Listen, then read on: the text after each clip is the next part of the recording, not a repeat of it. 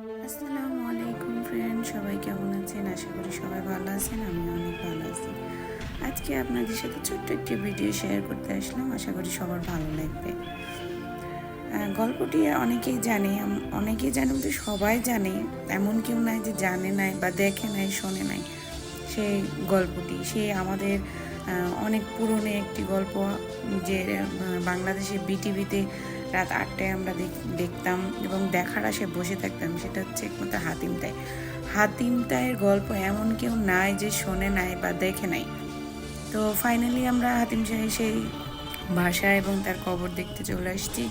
Finally তার বাসার সামনে জায়গাটা পুরো ফাঁকা, চারিদিকে শুধু পাহাড় আর পাহাড়, পাশে একটা বসার জায়গা, মনোরম পরিবেশ, আসলে অনেক সুন্দর একটি জায়গা। আর যে কবরটা আপনি এখন বর্তমানে দেখছেন, যে লম্বা যে কবরটি, সেই কবরটি হচ্ছে হাতিম